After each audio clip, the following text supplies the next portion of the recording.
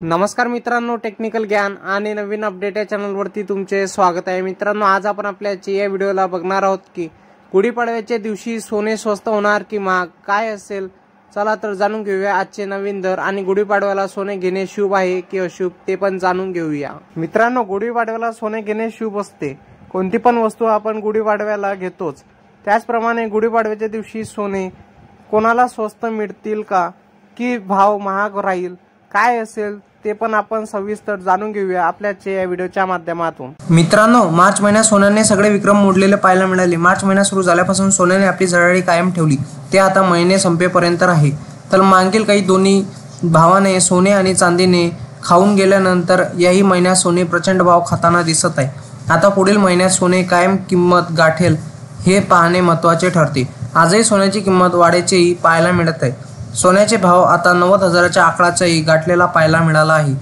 मित्रांनो, बुलियन मार्केटनुसार आज 22 कॅरेटसाठी 10 ग्रॅम सोन्याची किंमत 81,171 रुपये आहे, तर 24 कॅरेटसाठी 88,550 रुपये इतकी आहे।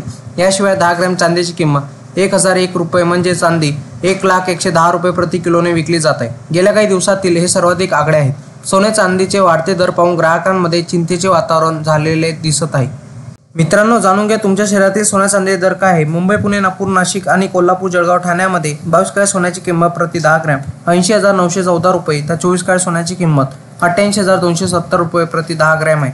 तर 1 किलो चांदीची किंमत 1,10,000 रुपये इतकी आहे। मित्रांनो, जाणून घ्या तुमच्या शहरातील 22 आणि 24 कॅरेट सोन्याचा दर काय असेल। मुंबई, पुणे, नागपूर, कोल्हापूर, जळगाव, ठाण्यामध्ये 22 कॅरेट सोन्याचा दर हा 71,150 रुपये इतका आहे। त्याचप्रमाणे 24 कॅरेट सोन्याचा आजचा दर हा 77,620 रुपये इतका आहे। मित्रांनो, तुम्हाला असेच नवनवीन व्हिडिओ बघण्यासाठी तुम्ही आपल्या चॅनलला लाईक, शेअर अँड सबस्क्राईब करा। धन्यवाद।